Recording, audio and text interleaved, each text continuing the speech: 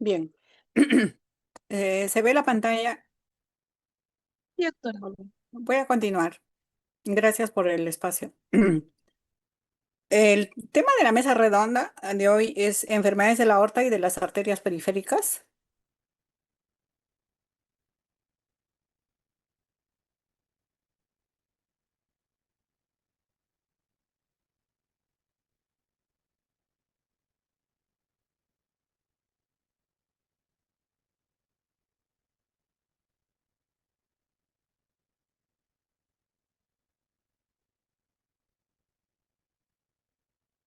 Bien, ¿qué podemos decir de este gran vaso de la aorta? Pues es un conducto, es una bomba, está considerada como la segunda bomba. La primera bomba es el corazón, entonces es lo que vamos a ver. Tiene muchas enfermedades, pero vamos a ver como un síndrome aórtico agudo. La aorta es un conducto singular que transporta durante la vida de una persona, miren, 200 millones de litros de sangre y se encuentra dividida por el diafragma en aorta torácica y en aorta abdominal. Para la parte de cardiología, nosotros abordamos la aorta desde el punto de vista más torácico, ¿no? Patologías de el arco aórtico, de la aorta ascendente torácica, del arco mismo y de la aorta descendente torácica. Eh, esta división es bastante importante para, sobre todo, para determinar algunas enfermedades. Como cualquier vaso, tiene tres capas: la íntima, la media y la adventicia. Y esta aorta solo es palpable a nivel abdominal, ¿no? Cuando en pacientes delgados, sobre todo, y en otro lado, no podemos palpar. Es fundamental, como habíamos visto, en el control de la presión, de la resistencia vascular. Este gran vaso es una arteria, es un gran vaso, es una arteria grande, no determina la presión, que es bastante importante también saberlo, ¿no? Y como cualquier vaso, también tiene resistencia vascular sistémica y la frecuencia cardíaca mediante receptores responden a la presión localizadas en la aorta ascendente y en el arco aórtico. Eso es bastante importante desde el punto de vista de presión, porque en este arco aórtico y en las carótidas mismas se encuentran varios receptores, son como switches que cuando la presión baja o sube, estos se activan, ¿no? Entonces eso es importante saberlo. La aorta, como les decía, es la segunda bomba y esa función como segunda bomba se conoce como función de Wilkinson. Entonces, a veces les pueden preguntar, es de Wilkinson. La segunda bomba, su función es durante la diástole, que es la de gran importancia no solo para la perfusión coronaria. Entonces, el corazón y la aorta son considerados bombas. Los vasos también son pequeñas bombitas, puesto que tienen la propiedad de contracción, ¿no? Y de dilatación. Entonces, eso es, y esto se ve un poquito más en la aorta. Pero ¿por qué la aorta es bastante importante? Porque cumple una función que durante la diástole, sobre todo esta función de bomba, recordemos que el corazón se nutre en diástole. Entonces, quien hace esta función de bomba, de inyectar sangre para alimentar, es la aorta. Por eso su importancia. El índice de expansión torácica, como cualquier vaso, se contrae, se elonga o se dilata. En torno está a 0,9 milímetros en varones. O sea, como es un vaso que es elástico, se puede estar dilatando. Y si se dilata más, ya vamos a ver que es una patología como aneurisma. Entonces, eso es normal. Miren, ¿cuánto dilata? En varones 0,7 milímetros, ¿no? El índice de 0,9 y 0,7 en mujeres para cada 10 años de vida. O sea, sí se dilata. Nuestra aorta se dilata en la medida que pasa una década, más en los varones 0,9.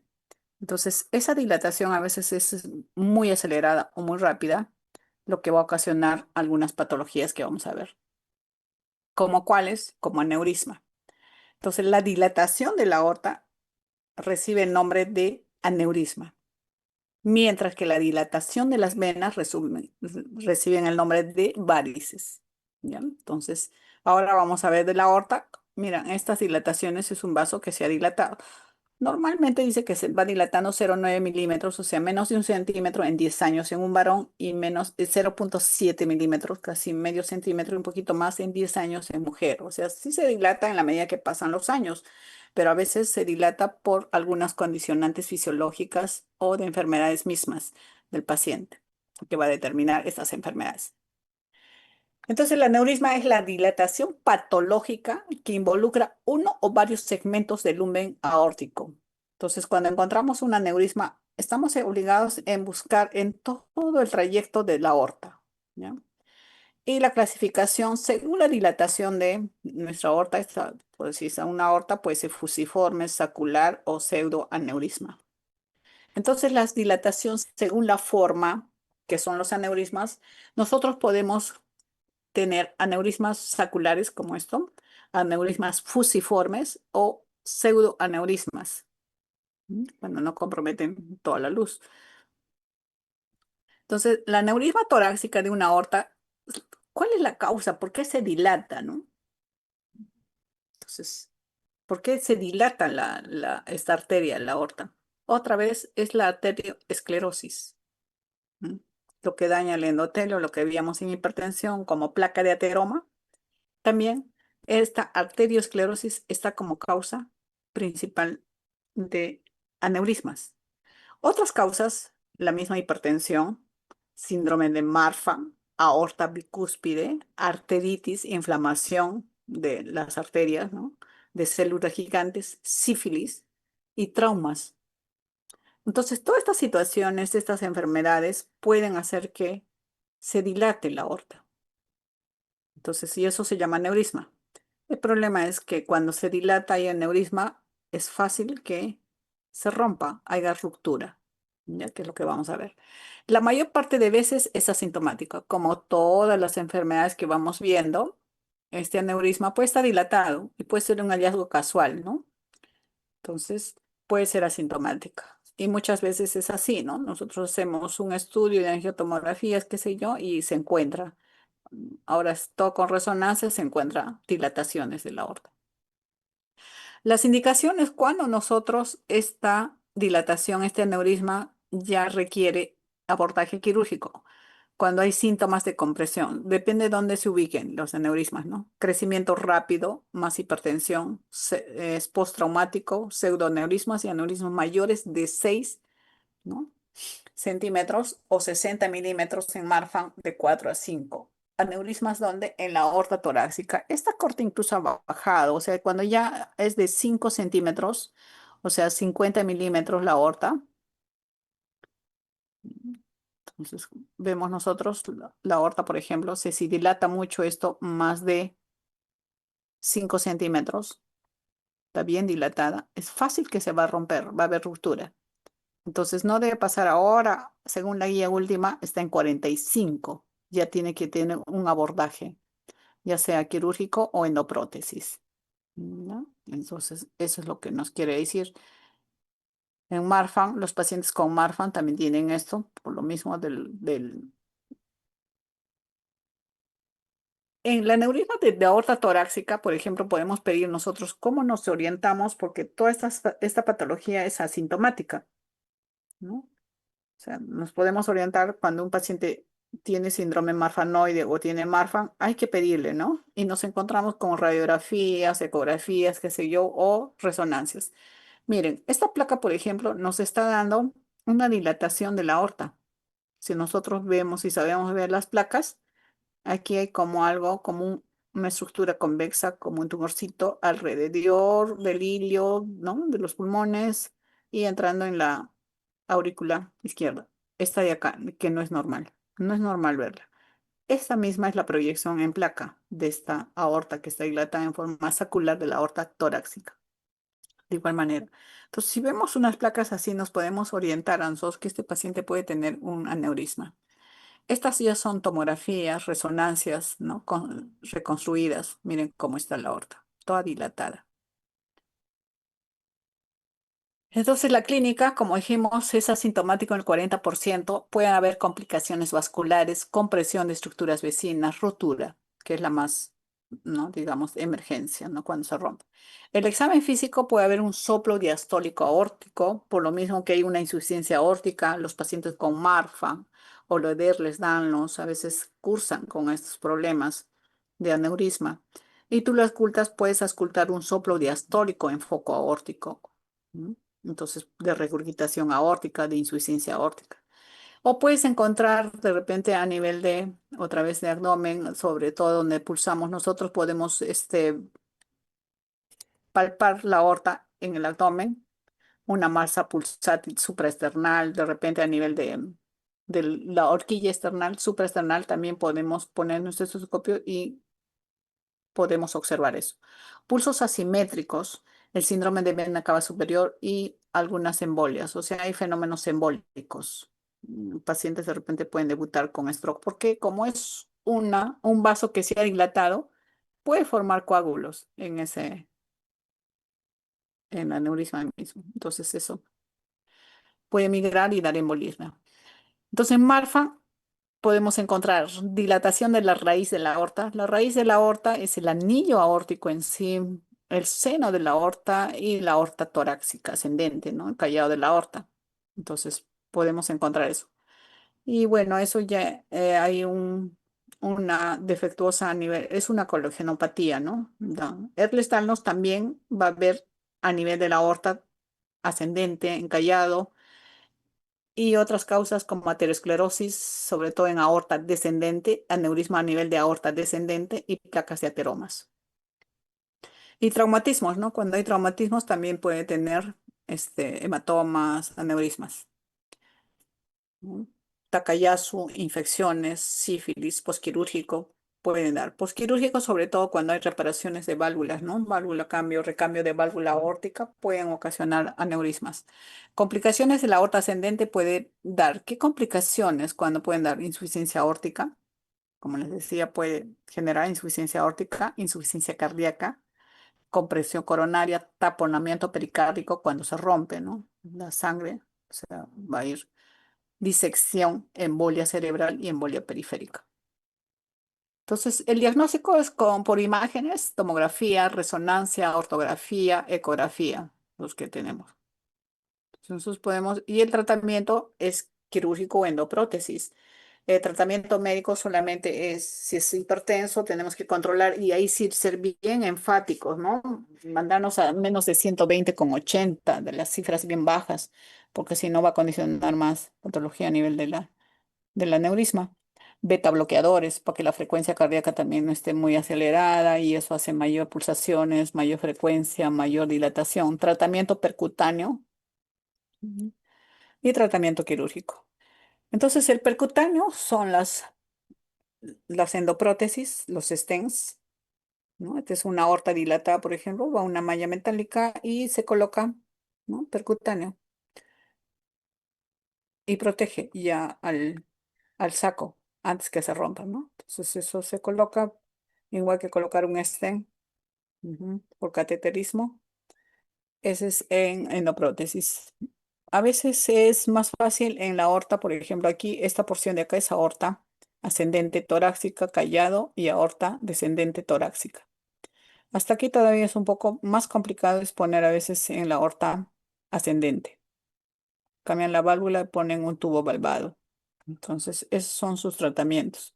Aquí otra vez son ejemplos, porque no solamente puede haber dilatación en la aorta torácica, sino también en la aorta abdominal, a nivel ilial, renal, ¿no? Van poniendo las prótesis, ¿no?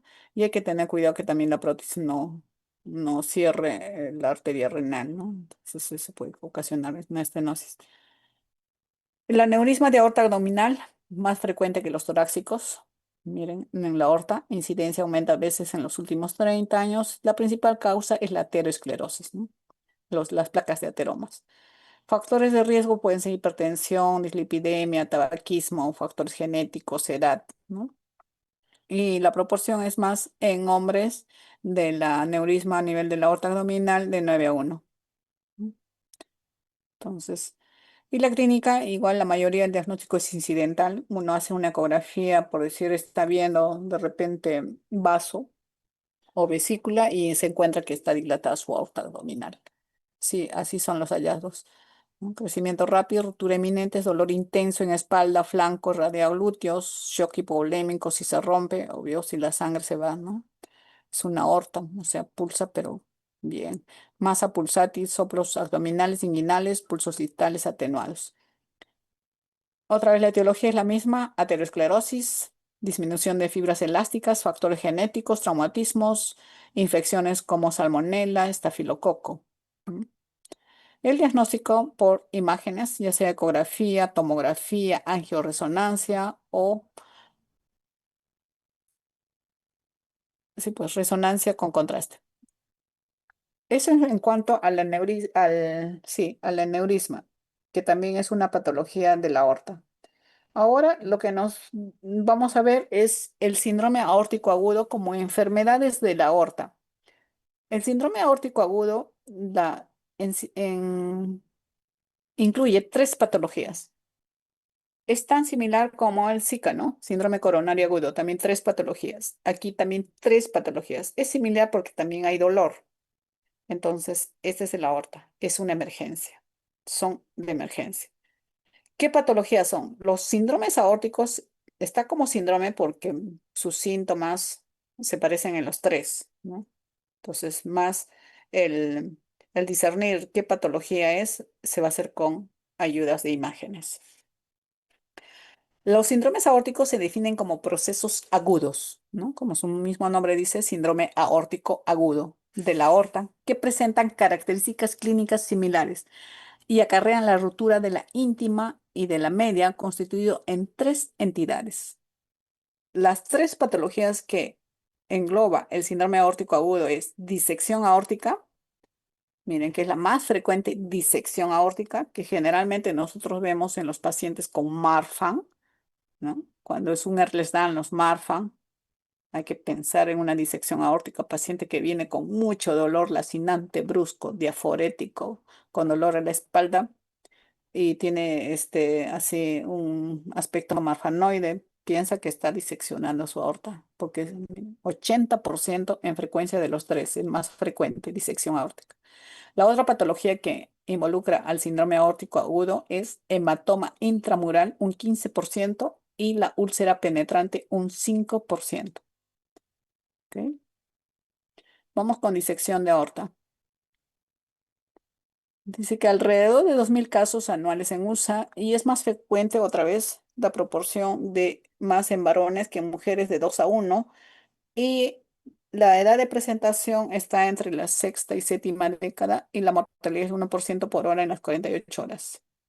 65% de la aorta ascendente, miren la presentación más de la disección, es en la aorta ascendente, 20 en la descendente y 10% en el callado y apenas un 5% en abdominal. Entonces, la disección, ¿por qué se da un poco más a nivel de la aorta ascendente? Esos obedecen sobre todo al estrés del endotelio, ¿no?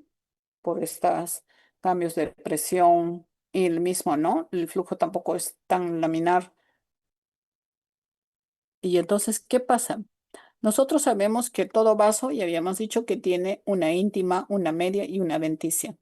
En la disección aórtica, entonces se ve comprometida la íntima y va disecando, ¿no? La media sin haber ruptura. Y a través de la media es donde esta sangre va a fluir. Entonces, y de acuerdo, también esto más es una clasificación para el abordaje quirúrgico, ¿no? O de las endoprótesis tenemos varias clasificaciones, la de UK y la de Stanford. Entonces, la que van en clasificación uno 2 y 3, la que va a la aorta, la que involucra porque estos tres vasos, lo que estamos viendo aquí, Doctora, eh, sí, perdón que la interrumpa, es que algunos compañeros tienen una recuperación programada de otros ya, cursos, como la teoría se extendió un poco más y, sí, pues sí, ellos se van a retirar. ya no hay problema. No hay Ya, problema. Yo gracias. les voy a compartir la presentación también. Ya, muchas gracias, doctora. Sí, también es un tema más genérico, ¿no? No es un tema muy... Ujú. Sí, no se preocupen. Ya, no se preocupen. Sí, yo también estoy con el horario, o sea, mi horario normal es de 12 a 1, sí, también me acuerdo. Entonces, en la de Beckey tenemos, ya, en el arco aórtico nosotros tenemos la carótida común, ¿no? Derecha, la carótida izquierda y la subclavia izquierda. Estos tres vasitos son esos. ¿Mm? Entonces, cuando involucra hasta la subclavia, nosotros decimos es la clasificación A. ¿Mm? Y la clasificación de Beckey. Entonces, la aorta descendente, miren, todo lo que está rojo, esto es para, sobre todo, el abordaje. ¿Cuál es la presentación que trae el síndrome aórtico agudo que vamos a ver? Esta es la misma sintomatología, la misma, los signos y síntomas para las tres, la disección de aorta, el hematoma y la úlcera penetrante. Va a haber un dolor penetrante, es agudo, es brusco, no es de que estaba una semana con dolorcito, no, de un momento al otro, dolor penetrante, desgarrante, el paciente no lo tolera, o sea, está con un dolor ni siquiera con los narcóticos como morfina, de rotura o cortante. Lo abrupto de su aparición es su característica más específica, ¿ok? Entonces, a veces entra al diagnóstico diferencial de un infarto, ¿no? Pero este dolor es mucho más que un infarto y es más en la espalda y es brusco. El infarto todavía el paciente de repente lo ha tenido en la mañana y ahora pasa 2 horas, está más, ¿no?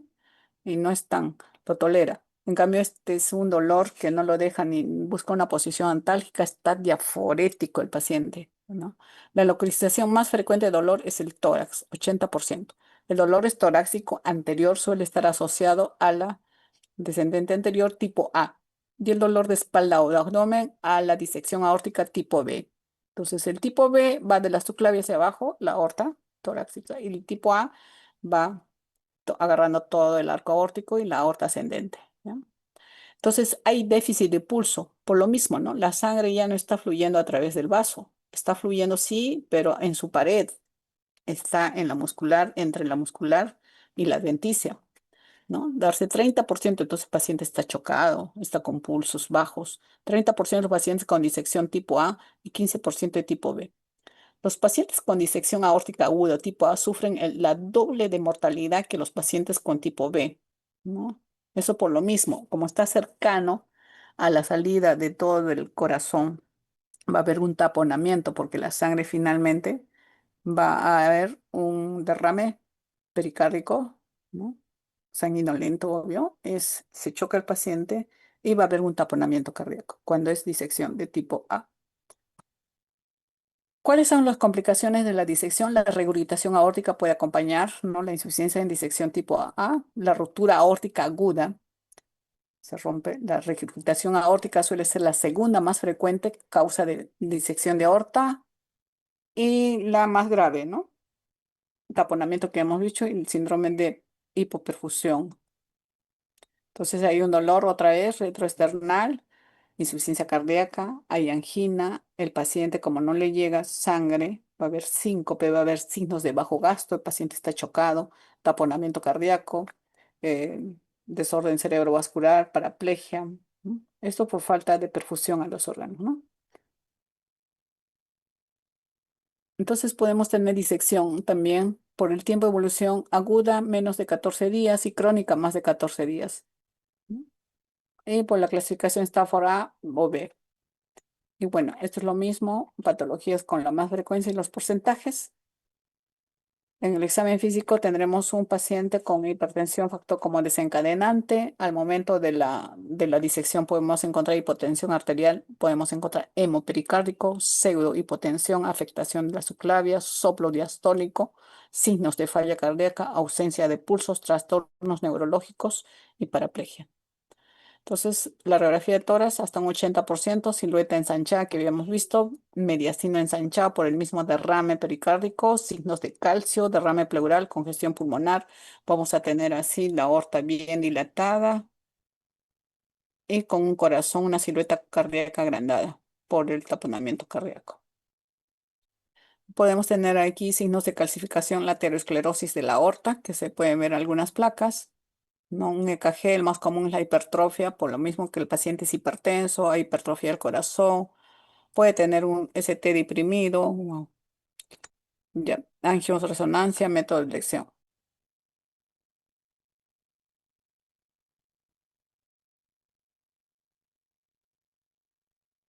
Entonces, el diagnóstico otra vez es la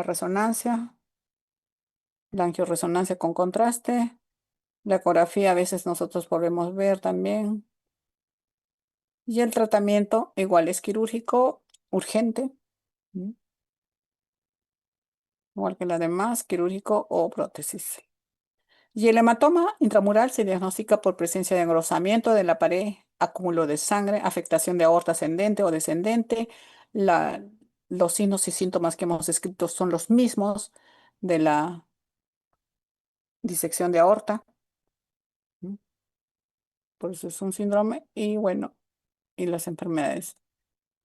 Y la úlcera es la misma, la úlcera es un poquito más, digamos, no tan aparatoso el cuadro, pero sí nos traía también a dar problemas como rupturas. Todas estas, tanto la disección, el hematoma y la úlcera penetrante, pueden determinar en ruptura de la aorta. Eso sí son fulminantes, ¿no? Bueno, ahí nos quedamos. Eso es otro. Lo voy a poner el otro mejor, como no hay grupo. Ya, ahí nos quedamos, chicos. También se nos está, y de repente en la de venosa pongo un poquito de la enfermedad arterial periférica. Ahí estamos quedando. Gracias. Gracias, doctora. Gracias, Ya, doctora. Pi. Bueno, Gracias. Gracias, acá doctora. doctora. Gracias.